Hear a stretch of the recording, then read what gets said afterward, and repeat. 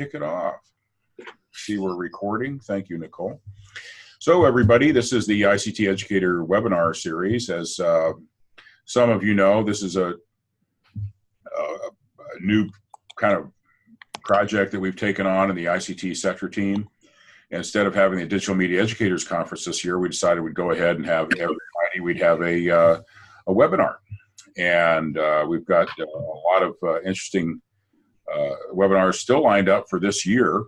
And since we've started this, I think we've had, about 5 so far. A lot of interesting topics coming up. Today's, of course, the LinkedIn to enhance your business and engagement. And, you know, we hear all the time about business engagement and how important it is. And LinkedIn's got this tool. I was thinking this morning that, you know, before LinkedIn, you knew somebody was a good manager because they had a Rolodex, which is, some of you remember, is a circular card file that you keep on your desk. Tried to keep things in alphabetical order. And you pretty much wrote the names or had the business cards of everybody you dealt with there. And it was pretty much the bigger the Rolodex, the bigger the network the person had, and the more capable they were of getting things done. So in the old days, you could kind of tell who was successful based on the size of their Rolodex. Nowadays, we've got LinkedIn, which is great.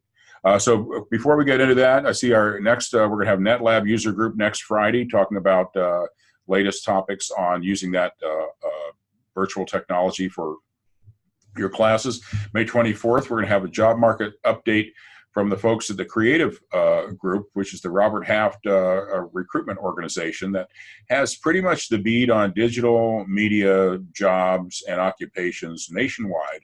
And they offer a lot of great services to help students get in that area.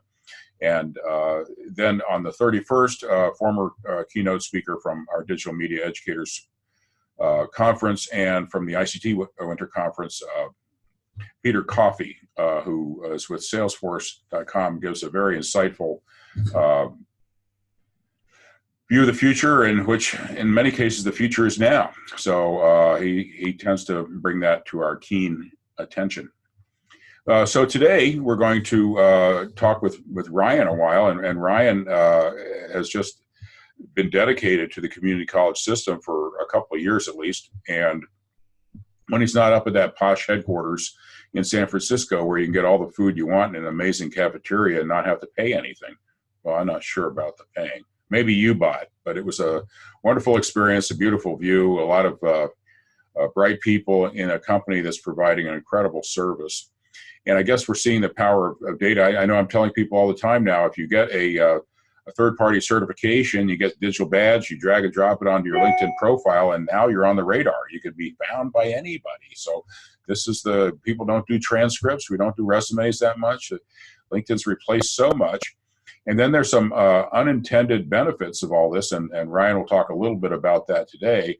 And he shared it with me previously, and I've been trying to let as many people know as possible about this alumni tool that's there, which is particularly good for people in the community college system, faculty, deans, department chairs, anybody who needs to put together an advisory, look for a place for apprenticeships, or get someone to speak in their class or whatever. It's an incredible tool. So with that being my entire lead-in, I'll go ahead and turn it over to Ryan now. Are you ready to take control? I am ready to rock and roll. Thanks, everybody. Steve, I really do appreciate the invite for sure. I love, working with the community college. I feel like it's we can align to do really, really big things in partnership. So we really, really do appreciate the partnership. And we're working on some new projects. I'll bring you guys up to speed on some of the things that we're doing. What I wanted to do today really was to show you guys some of our data, show you guys some of these new reports that we've got. But I also want to go on to LinkedIn and really show you how to use LinkedIn in a more advanced way. And hopefully, maybe some of you guys have seen it, maybe some of you haven't. If you haven't, you guys have questions, feel free to answer or ask questions. I really would like this to be a little bit more interactive if at all possible. So I'm going to go ahead and start sharing my screen. Let's see here. I got to figure out how I can share multiple screens on Zoom. How do I do this? Bear with me. You can do the whole screen, I believe, but then we'll see all your instant messages, which could be embarrassing. Oh, that's true. Okay, I'm just going to share my desktop and we'll go from there. Okay, are you guys seeing my LinkedIn page right now? Yes. Perfect. Okay, cool. And then let's do this. Are you guys seeing the slide deck now? Yeah, we are. See, the small ones on the side too, but I think that's Got fine. it. Works good. Oh, that's good. There you go. Full screen now. There we go. Awesome. Cool. So what I always like to do when we start out our conversation is really tell you guys where we're going and what we're doing and like how quickly we're growing. So this slide deck, I just found out actually yesterday, so I apologize that we're now over 620 million members, approaching 630 million members worldwide. We're adding 2 new members per second. The other really important item here is that we've got 20 million jobs now on LinkedIn, which is one of the largest collections of jobs out there. It's more than on Monster and on Indeed. And then you'll also notice that we've got 46 million recent college graduates. This is pretty much so our number one focus is trying to get more young people on the platform. There are 2 verticals we're really trying to oops, I went forward one on accident. There are 2 verticals or 2 areas where we're trying to really increase our membership. The one is with the college students, young college students that are not accustomed to being on LinkedIn. The other is really focusing on the lower end of the socioeconomic spectrum, underrepresented minorities, which again, I think falls right in line with what the community college system, which with your audience. This comes straight from Jeff Weiner, the CEO, which is one of our number one priorities. How do we get more people with middle skills? How do we get more people that don't have 4-year degrees or don't have 2-year degrees that are just looking for certifications or certificates? How do we get them on LinkedIn? And then how do we get more jobs that are going to relate to those folks? So that's why I'm so, one of the reasons I'm so passionate about working with community college, because it seems like a perfect fit for us to work together to get more of those students, more of your students on, and then more jobs and more opportunity. And really at the end of the day, I always start my conversations with our vision, which is to create economic opportunity for every member of the global workforce. And this year, we're really focusing on that word every. We really want everybody on there. So you can see, the ecosystem that we've got with regard to the number of people that are on there. When we're talking about what is best for anybody, really this is not just for students, but in my opinion, it's really anybody who wants to get the most out of LinkedIn. Really, this slide is it. And it's the left half of the slide if you want to focus on the left hand of the slide. It's building your profile, which is your brand. It is not a resume, it's your brand. The next thing is networking. Steve, you hit it on the head, right? It's the new virtual Rolodex. Your network is key. Network is everything. And when we're talking about it from our perspective, when we've been in industry for a while, that's just going to give us more opportunity. But if we think about it from the perspective of a student, or I was at Irvine Valley College last week. God, the weeks are running together. I was at Irvine Valley College doing a workshop, and there was somebody who had been out of industry, a woman who was coming back to community college, who had been a stay-at-home mom for 28 years. LinkedIn's a great place for her to get back on and find that economic opportunity, even though she has a huge gap in her work. That's okay, because LinkedIn is not a resume. It's a place for her to create a brand and talk about what she did. And we all know that there's more to life than just working for the entire 28 years. When you're at home, there's a lot that you can bring to the table. LinkedIn allows anybody to create their own story and to find that opportunity that's right for them. You have to do that by building a profile. Then you build a network. And then the last and final thing is the thought leadership, which is the bottom portion. And that's what most people don't do. And really, quite frankly, it's not just students, but most of us don't do that, which is to say, how do we engage with our feed? How do we engage with our network? And that is by putting up content, right? Or by liking content, sharing content. You read a great industry publication, you post that content. In my humble opinion, I think all of us could be on LinkedIn more, including myself, which is just contributing to the feed, not out there trying to get new business or, get a new job, but really, how do I contribute to the feed? From, my perspective, it would be awesome if we had all faculty members on there and staff members on there that are talking about what their school is doing and what their school is bringing to the table. Building out your school brand, you can do that with thought leadership. And then, of course, the learning part is with LinkedIn Learning. That's our ethos, is to really keep learning and bridge that skills gap that exists out there at scale. And we're rapidly increasing our content. We're adding about 60 new courses per week. It's pretty crazy how quickly we're growing. But really, it's designed for one thing, which is to help realize your income earning potential. If you do all four of these things together, it's pretty powerful. So one thing that most people, I shouldn't say don't realize, but one of the things we like to show is just how much data that we've got within California. And these numbers, this is a little bit of an older slide because you'll notice on the bottom we have 530 million members. Now we're up to 610 million members. So we've probably got closer to 17 or 18 million member profiles just in California alone. We've got over 1 million jobs in California. Out of the 20 million worldwide, 1 million of them are here in California. That tells you the power of our economy, and then how many schools are represented. So the actual power of our data here is pretty impressive when we're just talking about one state. So what I want to do here is actually jump out of the slide deck, and I want to go into not this page. I want to go into this page, which is the LinkedIn homepage. So what I want to do for the next 5 or 10 minutes is show you guys how you can find your alumni data.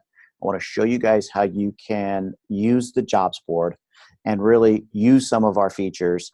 And then I'm going to go back into the slide deck and I'll show you some of the data reports that we can pull based on the alumni data, but we're tweaking it for you guys. Before I go any further, does anybody have any questions or want me to cover anything? Okay. Looking good. Looking good. Awesome. So I hope all of you guys are familiar with the LinkedIn feed. I'm sure you guys are, but you'll notice front and center is where the feed is and where you're going to actually start posting content. We do this for a reason. We want people to post content. But let's go ahead and start taking a look at actual alumni data. So what I did before is I actually pulled up Santa Ana College. You can do that by searching any college. So if I wanted to search Santa Ana College, I can do that. Now, oftentimes you'll notice it'll populate here where it says school on the left. If you decide to just hit enter here for some reason, a lot of times what it's going to do is it's going to pull up anything that has to do with Santa Ana College. And so you're not going to find what you're looking for with regard to getting to the alumni data. So the way to do that is to click on this More tab, which is a drop-down arrow.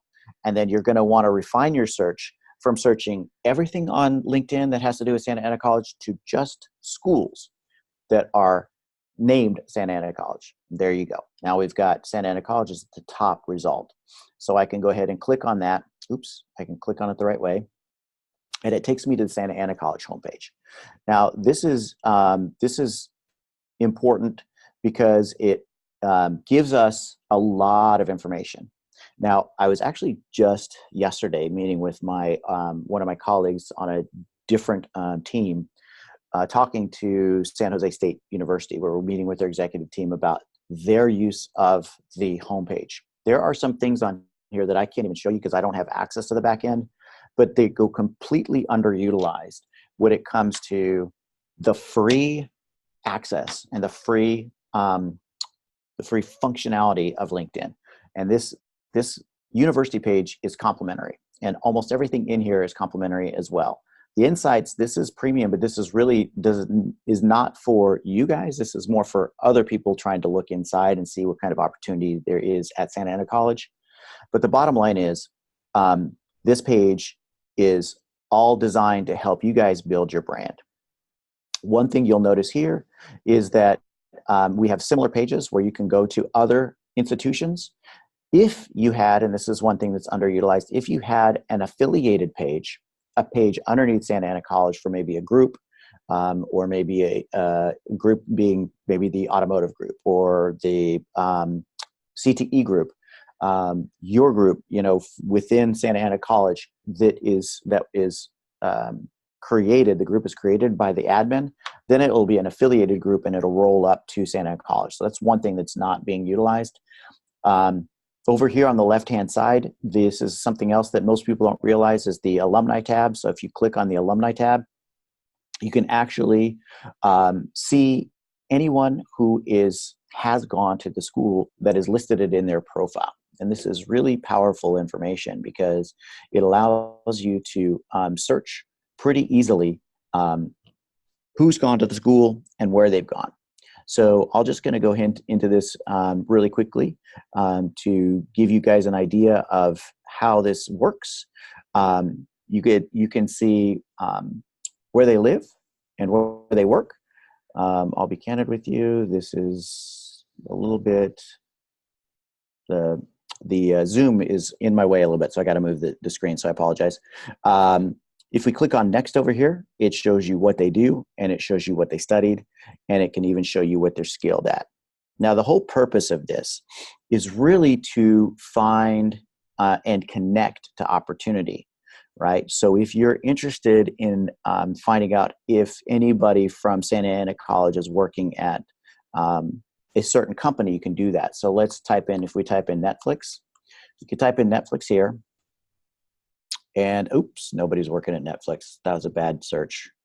Let's try another one. Let's try maybe Google. Who knows? Let's try the Google. So you've got 3 of your Santa Ana College alumni are working at Google. And then you can come down here and actually see. So this is a VR engineer consultant at Google, and he went to Santa Ana College in 2011. And then the next thing that you could do is actually connect with this person and add a note. If you think about it in terms of growing your network from the terms of a student perspective, this is really, really valuable information that is all complementary, right? It's all out there for the student to find at any time, at any given time. And again, from our perspective, what we're trying to do is we're trying to connect people to opportunity. So that's one aspect of the LinkedIn platform. I think that it goes completely underutilized, and we'd love to have more of you guys touting it, letting faculty members know about it, letting career services know about it. But mainly, how do we get it into the hands of students? How do we help students understand the value proposition of LinkedIn and go out there and put their profile out there and then connect with others? I work with a lot of different college students, and one student I work with actually took this data and found a chief marketing officer at a global clothing company called Gymshark, and reached out to that person as a student and was able to talk to that chief marketing officer, have an informational interview, and really help build his brand. That's just one example of how you can use this data to help expand the student's reach or faculty members' reach or anybody on campus, anywhere, anytime, to build out your network.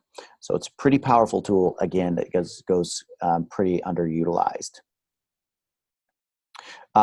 Does anybody have any questions with regard to how to find the alumni data? I do want to go ahead. Somebody was going to say something. Well, I was going to ask you, how recent is the data? How does it go back? Or is there any kind of reports you can generate off of this?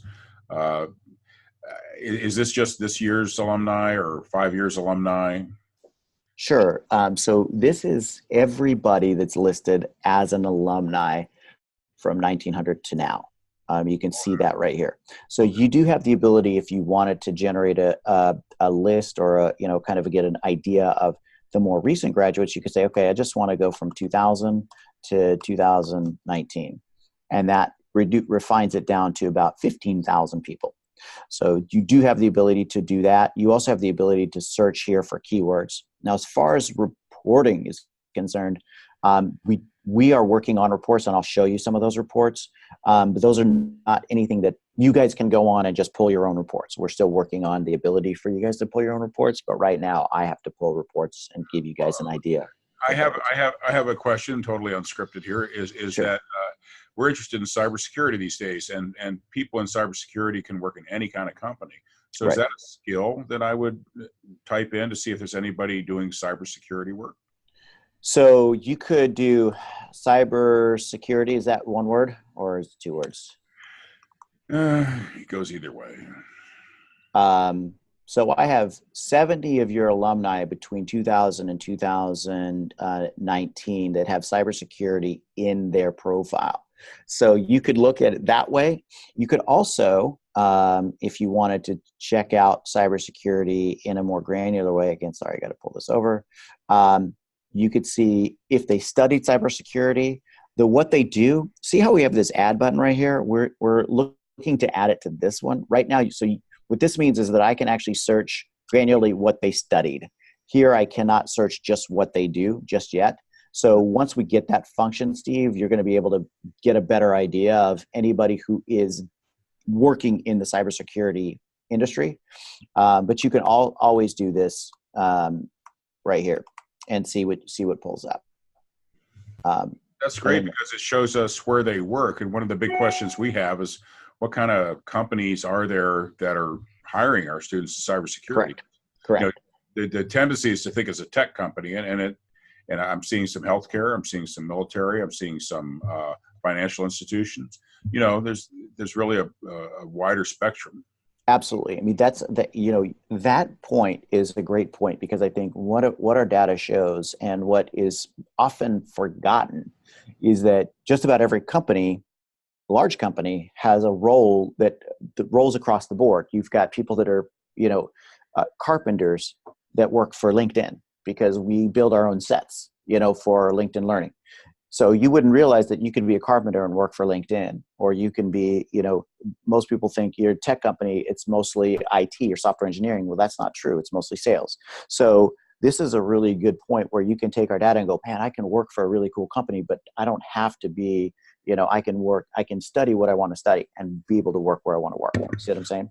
What I love is you can probably click on that one person there, and then their profile will show up, and you can contact them and say, hey, what do you guys do? Yeah, absolutely. That's exactly right. So you saw what I did here. So if you come back over here and you're interested in finding out a little bit more about, what Diana is doing. So she's the head of enterprise application security. That's right up your alley. Here's the senior cybersecurity analyst. So you can see who Diana is by clicking on her profile. Right now, if you're going to Santa Ana College and you're interested in cybersecurity, you have a commonality with Diana.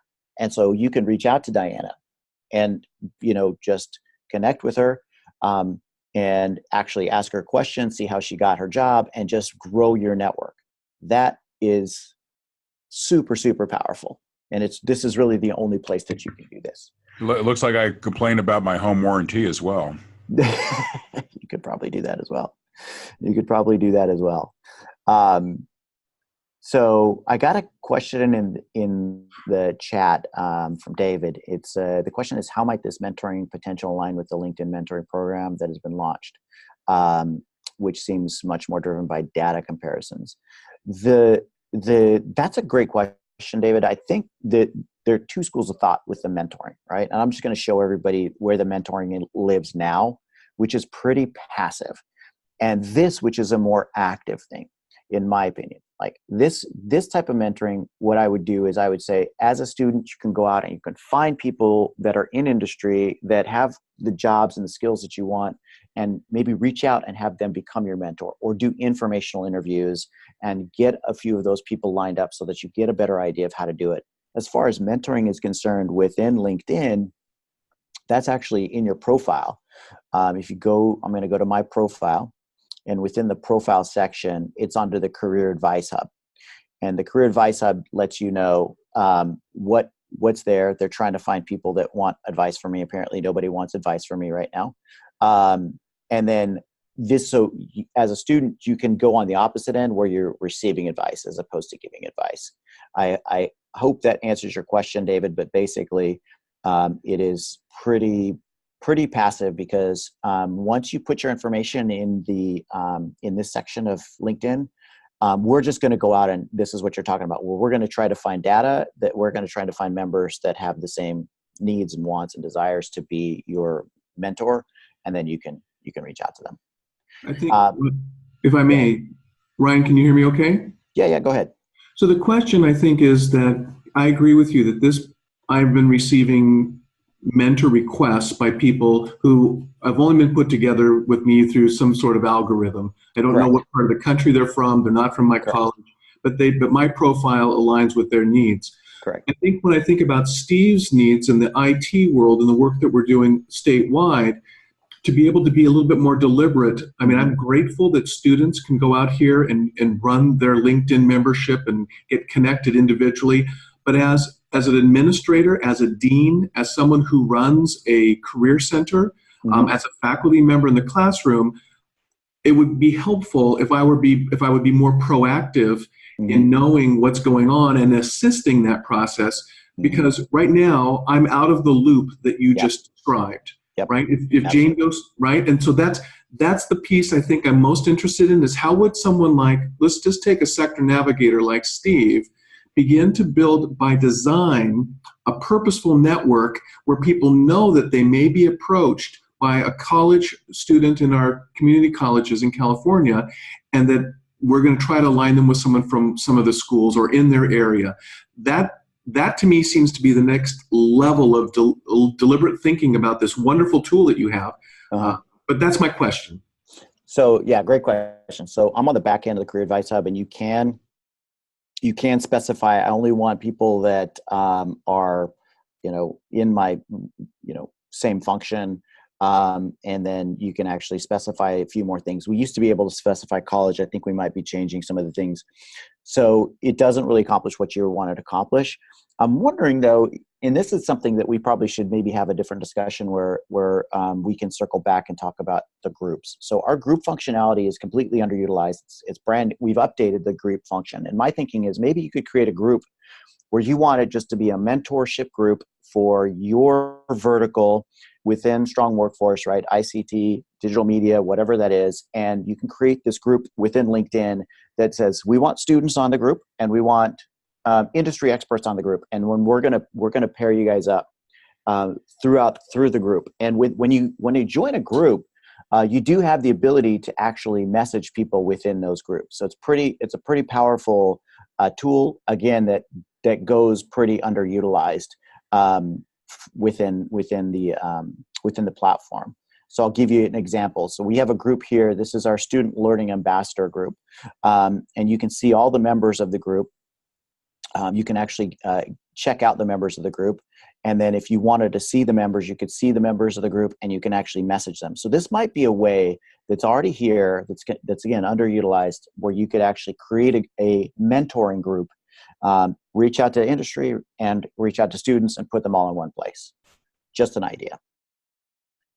I did have a question. Somebody wanted to know to me to go back and find the alumni. So I'm going to go through how you find the alumni again. I'm going to use a different campus this time. So let's use Saddleback, I guess. Let's do Saddleback College. I'm going to click on Saddleback College. If you pull this up, which doesn't have any schools, hit the More tab, click on Schools, and now it pulls up Saddleback College. And then on the left-hand side, the Alumni tab is right here. And right there, the Alumni tab pulls up, and you're good to go. You have all of that information. Cool. So I'm going to jump back to, does somebody else have a question?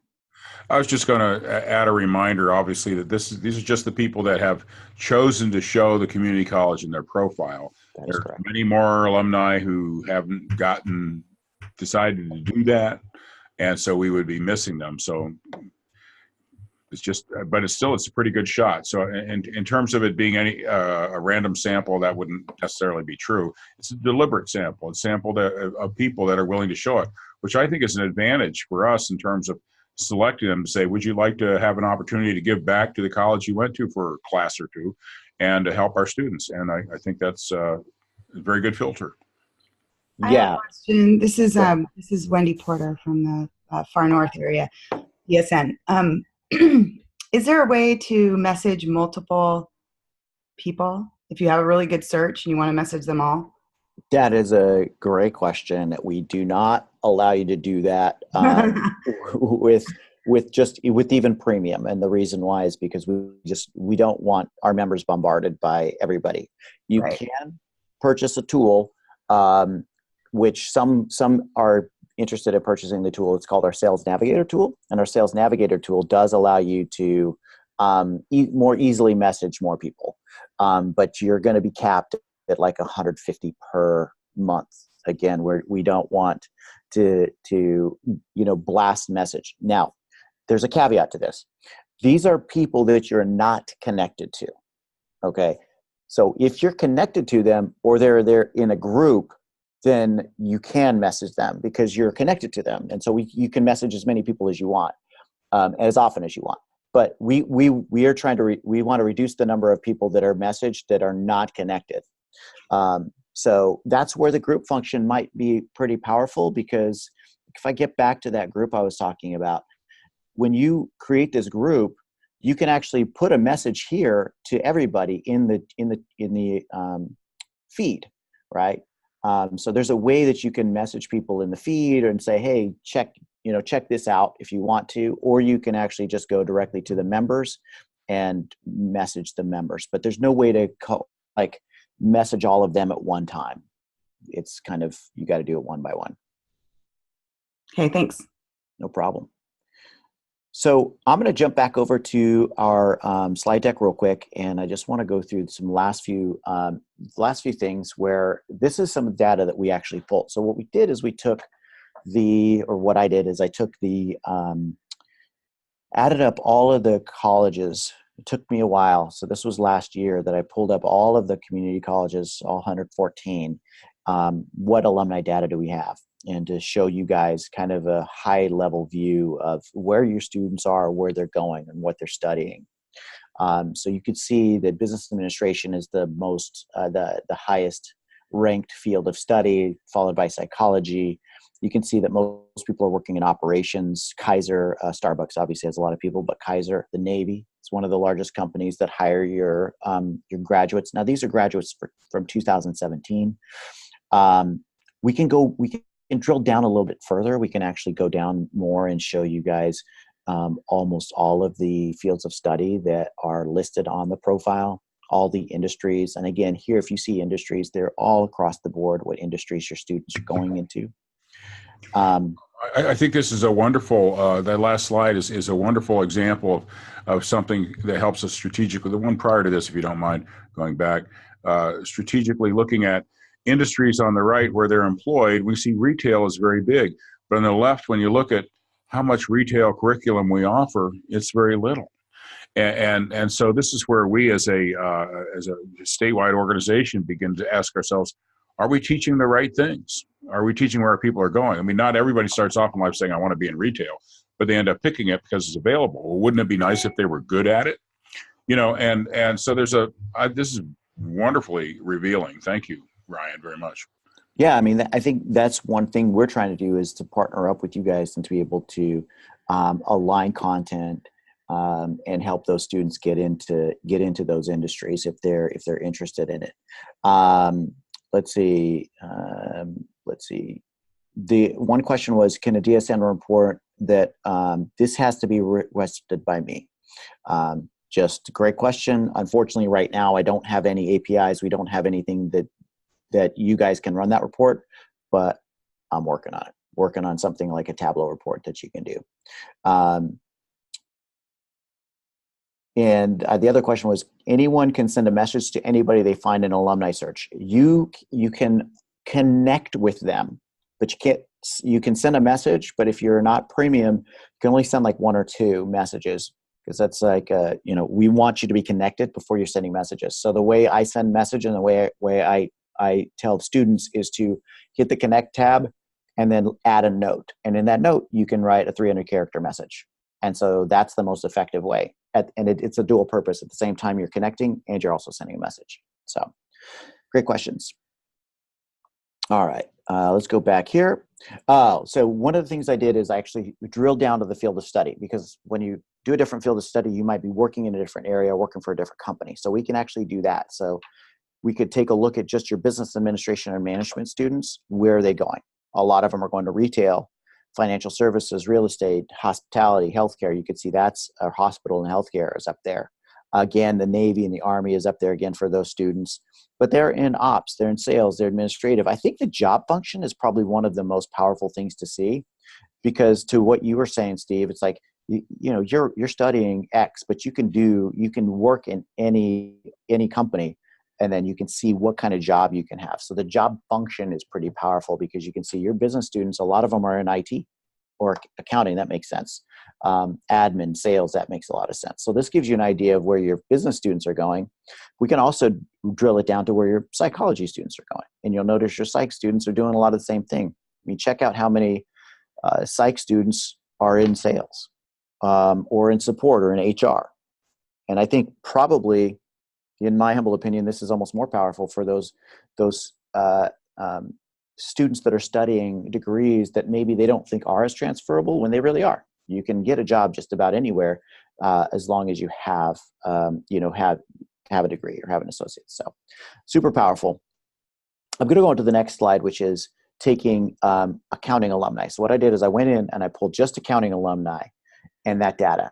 Now, the most important thing, and again, Steve, you alluded to this earlier, is that our data is only as good as what is put in, right? And so your students, a lot of them are not completing their profiles. And that's what you see at the top of the list here. The null means that you have a student who says they've gone to your school, but they have not put what job they have, and they've not put what company they work for.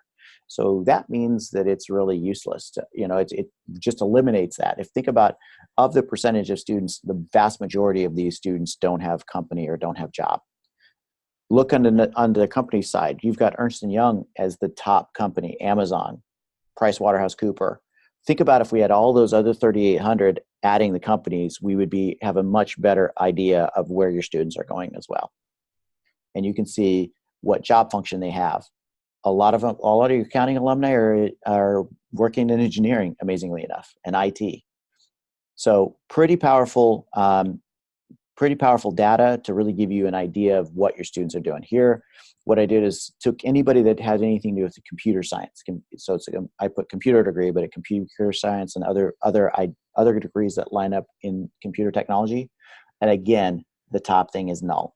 But once you go drill down further from that, Amazon, Apple, Google, you've got recent alums that are working at some of these schools, these places. It'd be awesome if we could get more of those students to put on their profile. Now, one of the reasons this may be null, if you think about it, is if you have your associates students going on to the four-year schools, right? And they're going to a four-year school, they might not have a current job. So that makes sense. So we can maybe extrapolate out that maybe a big portion of these that are null are now at 4 years on to four-year campuses and don't have a job yet. But even so, I think a vast majority of your students are doing something when they're in school, and probably should have something on their profile to give us an idea of what they're doing and give themselves better opportunity. Here's nursing, same thing. We've got the same deal with nursing, although you'll see nursing and the job function. It's the first one that actually has more people putting their profile, what they do. This one is a direct correlation. You'll see nursing, the number one job function is healthcare services. So that's a great, really indicative of, you're going to nursing, more than likely you're going to be in healthcare.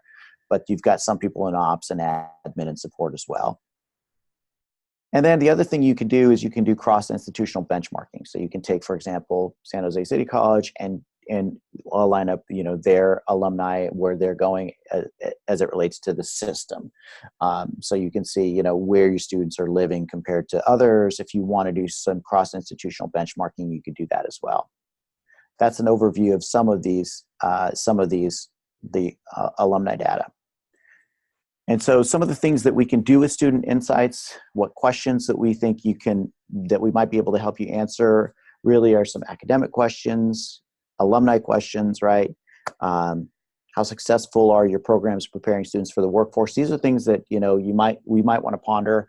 Is there anything that LinkedIn Insights, our insights, can help you answer for your institution? And that's really where we're coming from with this partnership. We went and actually ran some custom reports for global trade to just show you that we can actually get a little bit deeper with regard to where people are going and what they're doing. So you can see the top countries where people that are in international trade and development work And then you can see the top 10 job titles held by people with that role, or that in that vertical.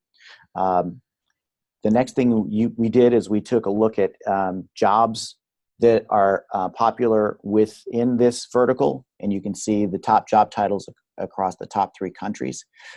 So here in the States, it's consultant. You've got president, manager, project manager. You can see what the different job titles are for those that are in that vertical. Hang on a second. I think I've got another chat. I'm showing a lot of data quickly. Can you speak what we can do, but can you speak of what we can do, but how? First of all, I do want to let you know that I will, Steve, I'll give this slide deck to you guys so you can disseminate it out and everybody can have access to it. So you can go through it a little bit more in detail on your own. But the data project we have right now is more of a one-off. The data I'm showing you is a one-off request. We have to actually take some time to pull these reports. The student outcome data that I showed you, that's another report that I pull for my clients. So when you are a LinkedIn Learning partner, we will provide these reports for that organization. So we're starting to make a lot of headway within the community colleges. So I'm actually able to pull those reports for you, but those are manual reports and we can pull those from time to time. Well, let's stop you right there. What does it take to become a LinkedIn Learning partner? Does it cost money? What do we have to do? What kind of services would we get? Because I think everybody on this call is looking at how to take data like this and come up with operational decisions on what kind of educational programs we need to support. Yeah, I mean, our goal is to partner with the community college system at scale to roll out LinkedIn Learning and get it in the hands of the students. So, right now we've got those partnerships in Orange County through CTE. San Jose Evergreen, San Mateo, LA Community College District has licenses. So really it's acquiring licenses for your students, and we can actually start with the CTE and really just go in that vertical with the strong workforce vertical. But that's it. It's acquiring licenses for your CTE students or all your students. Once you do that partnership with us, then we obviously have more bandwidth to pull these reports. So if you're currently partnering with one of those schools already, let's say in Orange County, then I can run these reports for you. And the more I do, we're actually working on the back end. We're continually tweaking how we get those reports. So currently it's a little bit of a process, but we're hoping to expedite that and make it a little bit easier. Well, let's you and I chat later then how my group can help you aggregate demand for a larger play in that, because I know a lot of people that I'm on this call right here would be very keen to want to collaborate on that. Yeah, for sure. So the data, we're not selling the data. Data is a part of our partnership. The only thing that we are, selling is LinkedIn Learning. Everything I showed you on LinkedIn is all complimentary. So really it's, LinkedIn Learning partnership. Are we able to expand what we've got right now? And really the opportunity is going to be in the Inland Empire, San Diego, some Northern California. Orange County is set. LA County is pretty much so set. The South Central region, South Coast region is another opportunity. So we're slowly growing. But even if we can do something at scale with the system, that would be an awesome opportunity for us. We would love to be able to do that. Yeah, so some of the chat I'm seeing here is the question of, the bottom line is, what does it cost? And I think what I'm hearing you say is the business model here is the extent to which we can get the LinkedIn Learning student licenses in place with the students and have them using them, and there's a fee for those. There might be a discount fee or whatever. Then when we do that, we are a customer in good standing, so to speak, and these additional services are available if they're available under that context. Is that how it works? Correct. Absolutely. That's okay. Exactly right. So I was talking to someone the other day about renewing some LinkedIn Learning licenses in the LA region and that sort of thing. And I forgot exactly what the number was. Let's say 2,000 LinkedIn Learning licenses for students. Is there a number that would generally be associated with a year's access and say 2,000 LinkedIn Learning licenses? Yeah, you're looking at, we do a coverage model. So the higher the license count, the lower the price per user. So with 2,000 licenses, you're looking at right around, $20 a user, something like that, maybe right around there. If we could do aggregate demand statewide, then we might get a pretty good. Then it's down to $2 a user. And the implication would be we'd want to be looking at some statewide or regional comparisons and support data. Yeah. So regional, when you go regional, then it drops down from $20 or $25 per user down to $4 or $3 per user. So, and that's where the Orange County is coming in. LA County, those are much lower price per user because we've got much larger audiences. Okay. Yeah. So there's oops, I'm going the wrong direction here. I want to get to everybody's questions for sure, so we can take a look at some of those. The question about getting students to buy, our goal is not to have students buying. Our goal is to have the institution or have it funded so the students get access to it for free. That's what we're trying to do, because the students getting it themselves, they have to pay a premium. So it's $30 a month for the students to get it. That's what everybody's goal is, to try to help get with when it comes to equity, get it in the hands of every student. So yeah, and I see the questions are, what do they get? And they get access to your LinkedIn Learning repository, right? Correct. Yeah, and I wasn't going to take time on this call to go over LinkedIn Learning, but I can show you real quickly. But it's lynda.com. Lynda.com, for those of you who know lynda.com, it's lynda.com in a new user interface. I've got a little bit of additional data here, but I will go to... Well, as I recall, one of the things you did, I don't know if it was a personal favor for me or because you're a nice guy or what, but you helped us correlate the LinkedIn Learning or lynda.com curriculum you have or videos to the business information work or series that we have. So we have that crosswalk still. Yep. And so when you think about what's the value of a license like this to students who are coming to class and also doing a little learning at home, you have this wonderful auxiliary medium that could complement a pathway. So if we think of it in terms of what are the LinkedIn Learning resources that could complement the new guided pathways we're working on, I think we can make a case for strong workforce funding or something like that. That's exactly right. I mean, we're adding 60 new courses per week. We have about 13,000 courses. Now we've got them in 6 different languages that are all on one platform. That's still for the same price. With Orange County, for example, is paying about $4 per user. And the service that we provided for you, Steve, is complimentary, where when you get access, we will map our content to those competencies so that you don't have to do that, because 13,000 courses is a lot to go through. So we'll go through those courses and we can align to those competencies and then give you a spreadsheet. You can say, oh, I like this course. We'll create a learning path around XYZ. So for example, here, I'll just show you real quickly the learning paths that are out there and how easy it is to create learning paths. Because what you'd want to do is get content in the hands of students that's relevant to them. So basically what we do here is you can aggregate all of our courses into however long of a path that you want. And here's cybersecurity awareness, for example, right? So it's a cybersecurity awareness learning path that's 33 minutes. So you can pick whatever courses you want. And for the first time ever, you can actually add your own custom content in there. So you could wrap it around, you could bookend our content with some of your own video content on why students should be learning it. So that's just a quick overview on LinkedIn Learning, but it is for those of you that are familiar with lynda.com. It's the same user interface. I mean, new user interface, but the same content that was on lynda.com.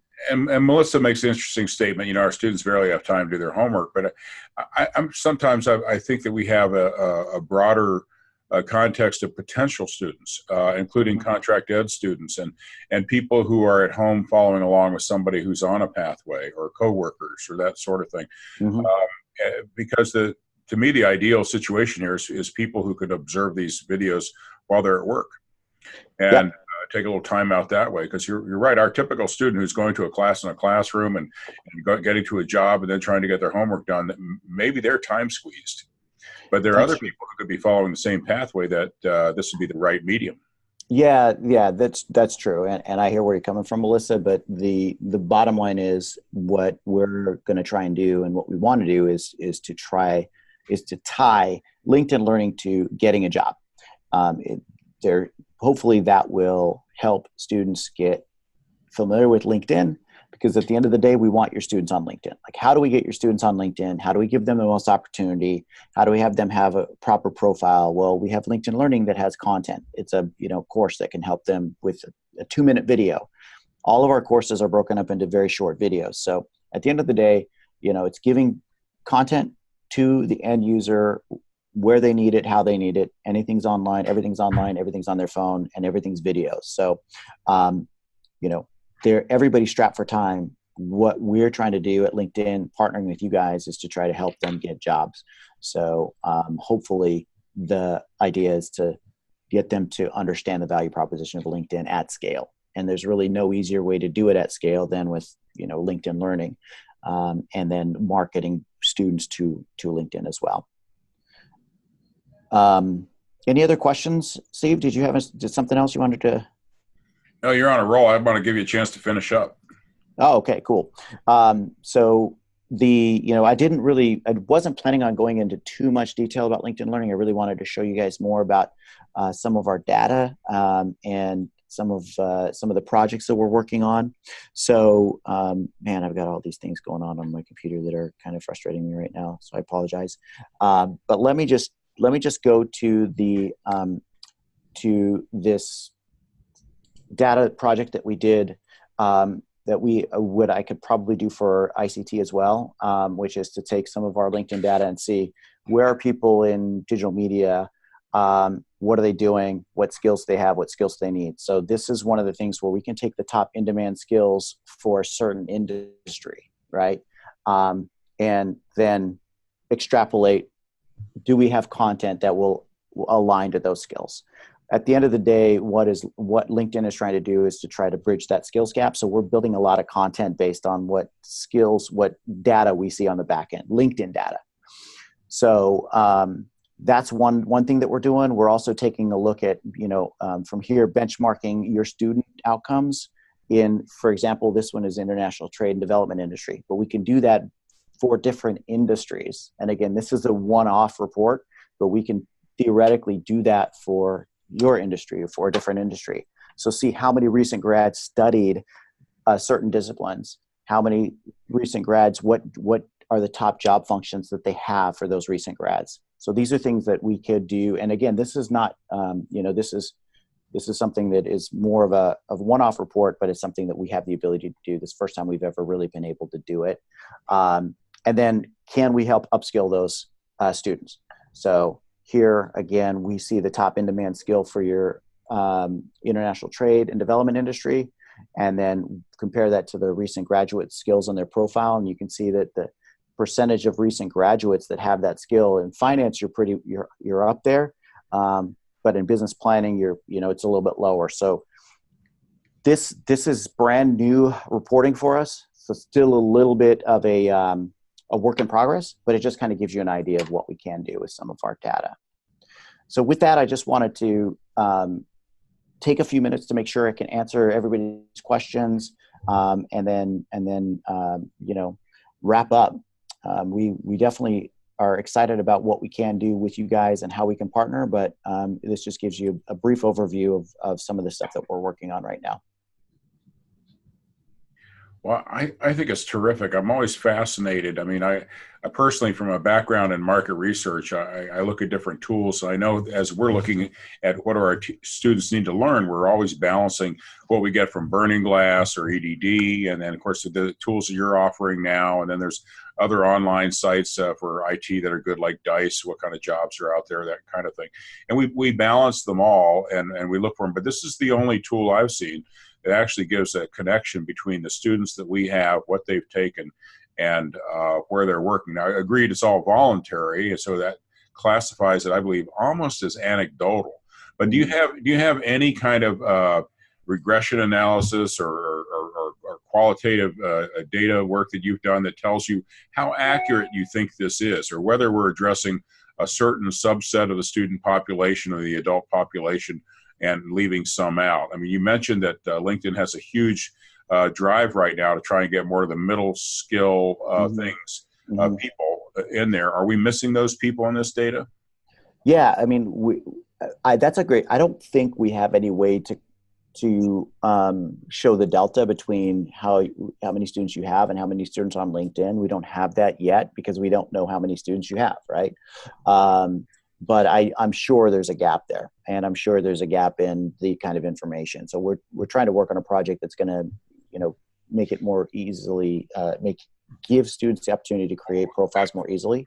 But right now, as a rule of thumb, it's about 2 million students with a 75% turnover per year. So over 10 years, you got a few million students. Yeah, it's crazy. Yeah, so we're definitely on the short side, but that's why we want to partner with you guys so we can see if we can make some stuff happen. No, I think it's terrific. I love it. I mean, to me, this shows me the motivated ones that are using the tool and stepping up. I mean, out of any group of people, you're going to have people that are willing to engage in society and the marketplace. And nowadays, that person's defined by whether they have a LinkedIn profile or not and actively using it. So those are the people we want to talk to. Yeah, I feel like, all we're trying to do is give people a platform that gives them opportunity. And that's really it. Some people are going to take it and other people aren't. But if we can afford that opportunity to more students, then we'll have more students take it. So I see Melissa's comment, and Melissa, feel free to speak up if you have a microphone. But I would say that the simplest way to use this tool is go to your college, find some alumni in the field that you're interested in, and just say, hey, how did our college help you or not?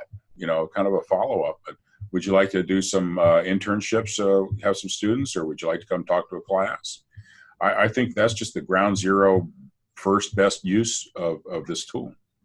Yeah, it's there's, again, the my willingness as I want to work with you guys, and we can definitely talk offline with anybody who's interested in chatting with me a little bit more about how current colleges and universities are using LinkedIn Learning and how we get it in front of the students. Once we do get it in front of the students, they do have a lot of adoption.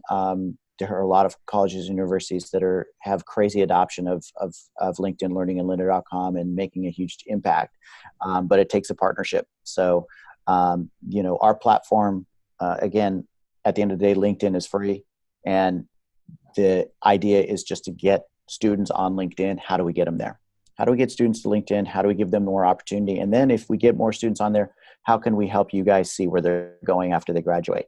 And is that data going to be relevant? And will that help us, shape not necessarily curriculum? We don't necessarily want to do that, but can we help shape what LinkedIn does to help those students get in the marketplace? So that's our goal. That's a great goal, and certainly anybody should be on LinkedIn. I'm still surprised. Before I go on a conference call with just about anybody these days, I check their LinkedIn profile first. Yeah. I'm always looking for that little bit in their past where we have something in common or that kind of thing. So to me, I can't imagine. And sometimes when I deal with somebody in any industry and they don't have a LinkedIn profile, I figure, wow, they're either way behind the times or they work for one of those companies that says, don't put your stuff on LinkedIn. Exactly. Because there are some that do that, as I understand, but they don't want to show off their employees. Yeah, no, it's few and far between in private industry. It's more in government, maybe federal. But well, I really appreciate the opportunity to chat with you guys. I know that there are a few more questions. I have a hard stop right now, but Steve, if you want to kind of forward me some of the questions, and I will be happy to get back to anybody after this call and talk a little bit further. Well, thank you very much, Ryan. And for those of you on the call, make sure you put on your calendar to join our ICT Educator Series next Friday at 10 o'clock. If I recall correctly, next Friday is the NetLabs presentation, which is a very economical way to give your students computer tech capabilities 24/7. All right, everybody. Thank you very much. And thank you, Ryan, for excellent presentation and informative stuff. Thanks, guys. Appreciate it. Take care. Bye. Bye.